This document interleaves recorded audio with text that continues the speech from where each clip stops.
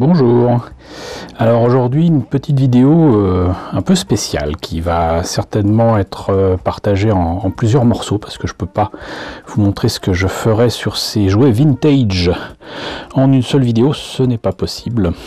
Mais voilà, mon ami Matt du groupe Necolite Orchestra m'a confié ses jouets d'enfance. Ces vieux jouets Star Wars qu'il aime beaucoup et avec lesquels visiblement il a beaucoup joué. Et il me les a confiés parce que je lui ai dit que les pièces manquantes ou les pièces cassées, je pouvais les lui remplacer pour certains de ces objets assez facilement, pour d'autres peut-être plus difficilement, mais ça peut être intéressant à observer. D'une part parce que trop souvent des gens qui ont des objets cassés comme ça, des vieux jouets qui sont pourtant les leurs, finissent trop souvent à la poubelle. Que ce soit par les personnes elles-mêmes, mais plus souvent par la famille, hein. Voilà, moi je me suis dit ça peut être intéressant quand même de montrer que malgré tout, malgré les années qui ont passé, malgré la poussière, malgré les pièces cassées, manquantes, il est possible quand même de tirer quelque chose de ces braves joujoux qui ont été les compagnons de jeu de certains d'entre nous. Et ça serait quand même dommage qu'ils finissent à la déchetterie. D'autant que là, on a affaire à des objets Star Wars qui sont, comme je le disais tout à l'heure, vintage. D'une part, donc ces jouets-là sont très clairement des jouets Kenner qu'on a eu nous en Europe et en France par le biais de Palitoy. Et ce sont des jouets qui datent certainement du début des années 80. La preuve en est, c'est qu'on a là le Snowspeeder, le X-Wing, mais la version avec son et lumière qu'on n'a pas eu à la fin des années 70, et enfin le Scout Walker que l'on a eu en France en fait bien après l'Empire contre-attaque, même si on a eu les boîtes Empire contre-attaque et Retour du Jedi, on l'a eu surtout à la sortie du Retour du Jedi en 83. Ce qui me fait dire que ces jouets-là datent logiquement, a priori, de peut-être 82, plus certainement 83, 84. Mais qu'importe, en tout cas, ils sont vintage. Il y a des petites différences entre les jouets Kenner de l'époque et les jouets réédités plus tard par Hasbro. On verra ça un petit peu plus tard. Et il y a des choses à voir aussi autour, comment dirais-je, des systèmes à la fois mécaniques et électriques qu'il y a dans chacun de ces engins. Le Scout Walker est essentiellement mécanique. Il y a un petit système qui lui permet de marcher et je trouve assez fascinant. Le X-Wing, lui, a par contre les ailes qui sont supposées s'ouvrir, mais très clairement à l'intérieur, les ailes sont cassées. Donc il va falloir de toute façon l'ouvrir, le nettoyer à fond et peut-être voir dans quel état est le circuit électrique. Mais si je me rappelle bien, la partie où on met les piles est oxydée. J'ai pas encore osé regarder ce que ça donnait dans le Snowspeeder, mais il y a de fortes chances que ce soit le cas également. Mais il y avait là aussi un système électrique qui permettait de faire son et lumière, qui était assez sympa. Ici il manque les canons, mais voilà. Donc première partie d'une rénovation de jouets vintage Star Wars pour l'ami Matt. Coucou Matt. Et je vous propose aujourd'hui par contre de commencer par celui qui me demandera le moins de travail parce que j'ai les pièces de rechange, à savoir le Scout Walker. Alors, afin de le présenter sous son meilleur aspect, j'ai triché un petit peu, j'ai mis quelques pinces pour que l'élément manquant d'une de ses jambes, l'élément manquant est cassé, ne gêne pas le fait qu'il puisse tenir à peu près debout, mais il manque encore pas mal d'éléments. Il se trouve que je vais pouvoir vous montrer donc ce à quoi il ressemblerait si il était complet, mais qu'en plus de ça, non seulement j'ai un autre Scout Walker qui est en loose et complet, mais j'ai également la notice pour l'utilisation de ce jouet d'époque, vous voyez. Donc C'est écrit pourtant à la fois en anglais, là il écrit Return of the Jedi, certainement parce qu'ils n'avaient pas le logo en français. Il écrit Scout Walker, instruction de montage, appliquer les autocollants, montage de la tête, attacher le couvercle à la porte comme indiqué, placer la porte comme indiqué, tout ça. Vous voyez qu'à l'époque c'était que des dessins. Donc ici la plateforme s'emboîte facilement. On a cet élément là, donc tout va bien. Votre Scout Walker est en position immobile. Pour pouvoir le mettre en mouvement, poussez la manette vers la droite. Appuyez sur le bouton pour actionner les jambes. Vous allez voir, c'est assez amusant. Les canons latéraux claquent lorsqu'on les fait tourner. Clac, clac, clac, clac, clac. Canon avant bouge de bas en haut. C'est souvent des canons qui sont en très mauvais état et totalement tordus. Le canon du haut tourne de gauche à droite. Et on peut dévisser, j'allais dire démonter les jambes, ce qui nous sera bien pratique tout à l'heure. Et voilà donc un dessin qui représente le Scout Walker. Alors vous voyez qu'il est écrit Miro Mécano. Ça doit être donc un papier Retour du Jedi. Le dessin représente en fait l'illustration, la photo qu'il y avait sur la boîte de Hoth, puisque le Scout Walker apparaît dès l'Empire contre-attaque. Donc il écrit recréer les passionnantes aventures de la planète Hoth, placer les figurines autour et dans le Scout Walker, comme quoi il n'avait pas saisi que le Scout Walker était aussi sur Endor. Voilà, et d'ailleurs je ne vois pas de date particulière sur ce document. Mais reste que donc, comme c'est indiqué, donc vous voyez que il lui manque à ce digne Scout Walker ici, donc cette petite écoutille d'accès au Scout Walker. On peut mettre le personnage comme ça ici, mais on peut aussi soulever ça pour mettre carrément le personnage plus facilement dans son cockpit. On peut mettre qu'un seul personnage alors que dans le film il y a deux pilotes.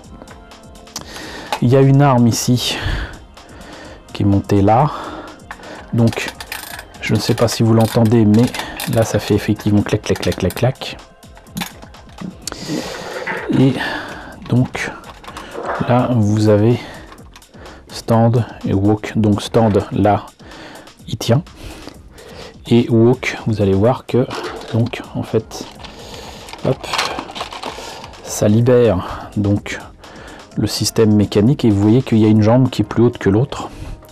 Et ce qui se passe, c'est qu'en fait vous mettez, j'espère qu'il y a moyen de voir ça correctement, je vais peut-être faire ça comme ça, vous mettez tout simplement le pouce ici et il fait ça. Voilà, donc évidemment c'est pas une marche hyper crédible, mais croyez-moi que quand on s'applique un petit peu, ça peut faire marionnette et tout. Et quand on est môme, moi en tout cas quand je l'ai eu en 83, j'étais tout content. Franchement, c'est un jouet qui est vraiment très très bien pensé de la part de Kenner. Il est vraiment, pour moi en tout cas, exceptionnel. C'est un de mes jouets préférés de Star Wars, parce que ça n'a pas oublié d'être un jouet. Et il est vraiment très bien. Ça demande pas de pile, ça demande pas d'effort particulier, et il est quand même entre guillemets assez solide. Et même s'il ressemble plus au Scout Walker donc de l'Empire contre-attaque, c'est quand même un beau joujou. Je dis parce qu'il est beaucoup plus proche de l'Empire contre-attaque, parce que la tête est plus petite, les jambes sont un peu plus longues, alors que dans le Retour du Jedi, la tête est plus grande, un peu plus carrée, et c'était fait pour ressembler en fait au modèle de tournage taille réelle qu'il y avait sur la lune d'Endor, donc lors du tournage du Retour du Jedi. Quoi qu'il en soit, donc un beau joujou. Pour le jouet de Matt, il manque en fait cette partie là, mais surtout la partie ici, là, qui est vissée dans la jambe et cassée, donc cette partie là est manquante, et il va falloir remplacer les pièces. Et pour ça j'ai un donneur, j'ai pas fait exprès, mais il y a des années j'ai trouvé des morceaux de Scout Walker, mais alors pas de version vintage, la version Hasbro qui a été réédité à la fin des années 90, et des pièces comme ça on n'en trouve pas si souvent que ça en vide-grenier. Je les ai pris, et ça va me permettre d'aider Matt à remettre en état son objet vintage. Alors, voilà les pièces en question. Vous noterez que la qualité du plastique et surtout la couleur du plastique est quand même différente, hein. Par exemple, là, cette écoutille que je vais pouvoir mettre ici, maintenant, tout de suite, j'aurais peut-être pas dû le bouger.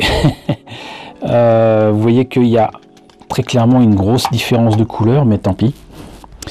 Je vais pas remplacer la totalité de l'écoutille ou de l'accès au poste de pilotage parce que sinon ça va être un petit peu trop visible, mais ça aurait été possible s'il avait fallu changer donc les plaques de blindage d'en dessous, bah, je pouvais, mais sinon ce qui m'intéresse ici c'est vraiment ces jambes là. Et j'aurais pu éventuellement me contenter entre guillemets de changer les jambes, je vous montrerai ça tout à l'heure, mais là aussi la couleur a été vraiment trop différente et Matt n'aurait pas retrouvé finalement un petit peu, j'allais dire, le jus dans lequel étaient ces joujoux depuis maintenant presque 40 ans. Donc ce que je me propose de faire, parce que la couleur est différente mais ça ne se verra pas, c'est d'enlever cette pièce là et d'utiliser cette pièce-ci qui est manquante et de le prélever sur cette jambe. Et le fait que ce soit enlevé, bah, c'est pas grave parce que de toute façon, entre guillemets, ça n'a pas été pris sur un objet qui était complet. Ça ne demande que ça, je l'ai acheté pour ça. Donc bah, je pense que ça posera pas de problème. Et puis moi ça me fait plaisir d'aider un ami et s'il peut retrouver son jouet presque dans l'état où il était quand il jouait avec donc au début des années 80, moi ça me fait plaisir. Mais voyons déjà ce que ça donne quand on monte et qu'on remplace les jambes. Alors je pensais faire ça en accéléré, mais vous montrer quand même qu'il faut quand même faire attention. Le plastique des vieux jouets des années 70-80 a tendance à être cassant, il a tendance à mal vieillir. Donc on va être très prudent avec ce joujou. Donc bon, ça sort part tout seul parce que c'était cassé, mais on l'a vu tout à l'heure dans la notice, c'est fait pour. On peut faire en sorte d'enlever, j'espère que ça va pas casser quoi que ce soit. La jambe, j'ai du mal. Je vous avoue que voilà. Donc celui-là c'est fait. Celui-là c'est fait aussi. Et vous voyez que là, bon, déjà il n'y a rien à changer ici.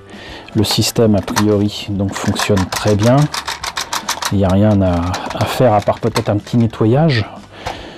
Mais donc ce qui nous intéresse c'est moins cette jambe là que cette jambe-ci. Voilà, et vous voyez donc là il y a une rondelle, ici il n'y est pas. Donc Matt, on voit que même quand tu étais petit, tu aimais péter les rondelles. Mais donc ce qui va se passer, c'est que là, de toute façon, la vis est encore là. Elle est un peu oxydée, mais elle est en bien meilleur état qu'ici. Là, c'est carrément rouillé. Donc je vais enlever cette pièce-là. Et on va la remplacer immédiatement. Bon. Avant, je voulais quand même voir ce que ça donnait, puisque les jambes sont en bon état, voir ce que ça donnait tel quel. Alors c'est très rigolo, franchement,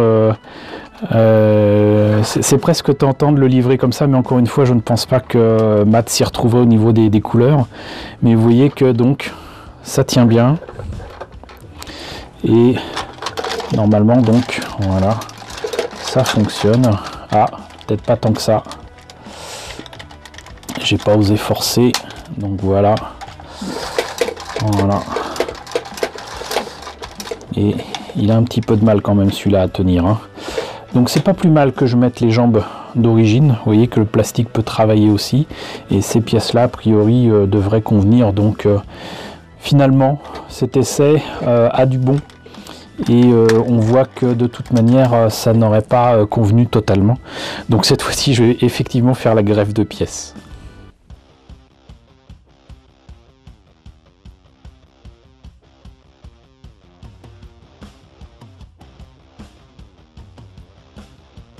Alors voilà qui est fait. Je pensais que ça serait simple. Je me suis complètement gouré sur la façon de remettre les pièces, mais c'est pas grave. La magie du montage aura fait que Vous n'y aurez vu que du feu, je suis quand même honnête avec vous. Je ne l'avais pas correctement remonté. Mais vous voyez que donc il y a quand même sensiblement une différence de couleur de gris entre ici et là. Mais une fois qu'on le mettra ici, ça ne posera aucun problème. Et il tient très bien. Donc moi je sais pas pour vous, mais je suis content. Parce que là c'était entre guillemets une réparation assez simple.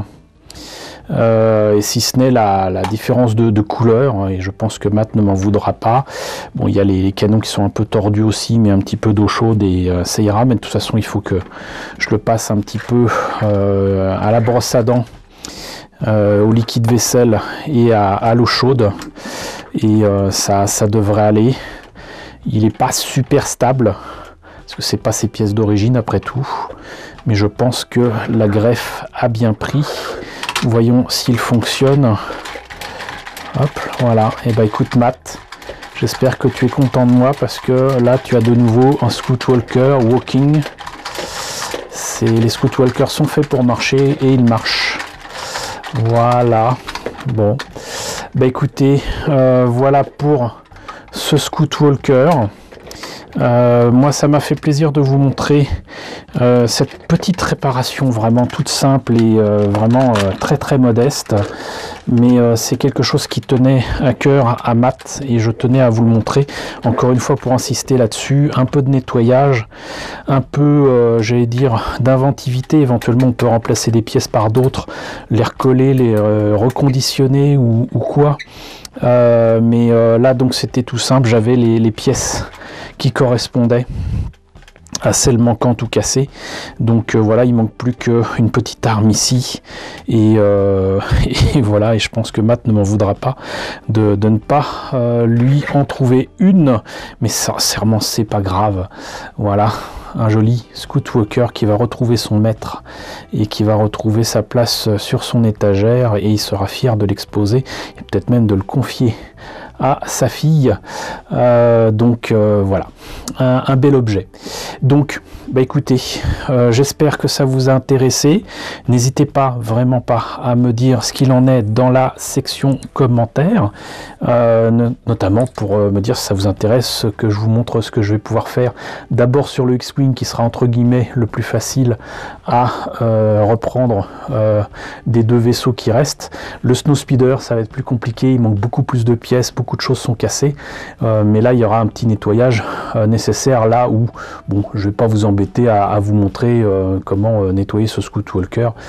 À l'écran ça se voit pas trop, moi je vais le nettoyer pour la forme et le rendre propre, tout beau tout propre à Matt. Mais voilà, donc prochaine étape, vous montrer ce qu'il est possible de faire sur un vieux X-Wing, ce qu'il est possible de faire sur un vieux Snowspeeder. Donc dites-moi si tout ça, ça vous intéresse. N'hésitez pas à liker, c'est très très important. Je vous le dis parce que en fait moins de 10% d'entre vous qui regardez la vidéo ne mettez pas donc de notes positives, donc pensez-y si vous pouvez. Moi ça m'aide en tout cas. N'hésitez pas à partager, n'hésitez pas à vous abonner si ce n'est pas déjà le cas. Coucou aux nombreux abonnés qui nous ont rejoints ces derniers temps, on va bientôt être 4000, c'est juste formidable, donc bienvenue aux nouveaux. Coucou aux grands anciens qui me suivent depuis maintenant plus de 5 ans. Merci à tous de votre fidélité, merci à tous de votre soutien sur Tipeee et sur Paypal. Surtout prenez soin de vous, surtout en ce moment. Moi je tente autant que faire se peut de prendre soin de moi. Je suis un très mauvais patient, mais j'ai pas le choix. J'en ai jusqu'à la fin de l'année, donc vous étonnez pas s'il n'y a pas des vidéos aussi régulièrement qu'avant. Je vous laisse avec la liste des contributeurs de la chaîne et je vous dis à très bientôt pour la remise en état de nouveaux objets Star Wars.